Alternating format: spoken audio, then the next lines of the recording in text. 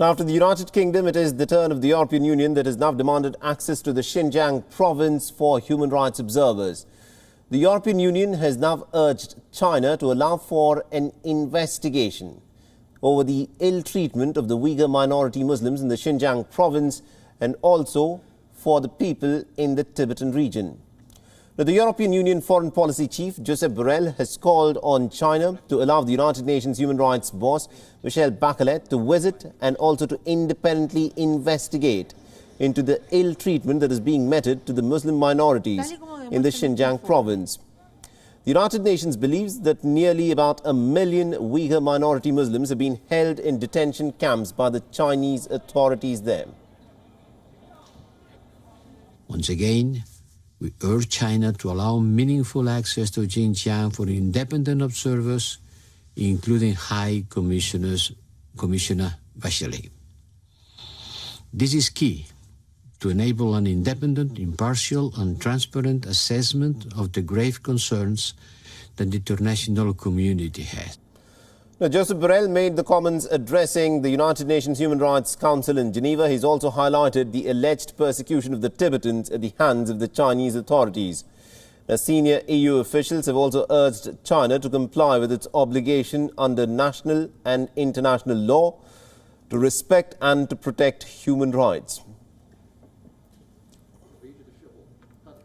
The European Union's call on China to comply with its obligation under national and international law to respect and to protect human rights, including the rights of persons belonging to minorities in Xinjiang, in Tibet and in Inner Mongolia.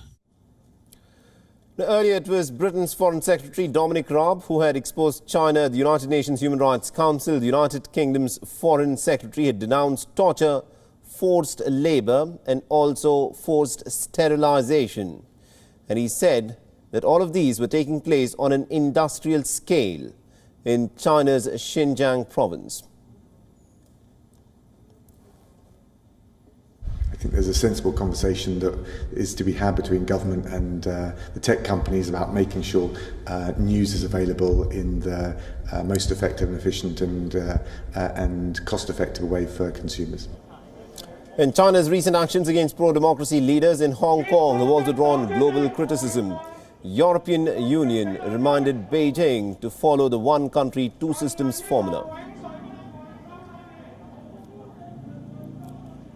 I also reiterate our call on China to respect fundamental freedoms, the rule of law and democratic principles in Hong Kong, and to ensure its high degree of autonomy under the one country, two systems principle. WION is now available in your country. Download the app now and get all the news on the move.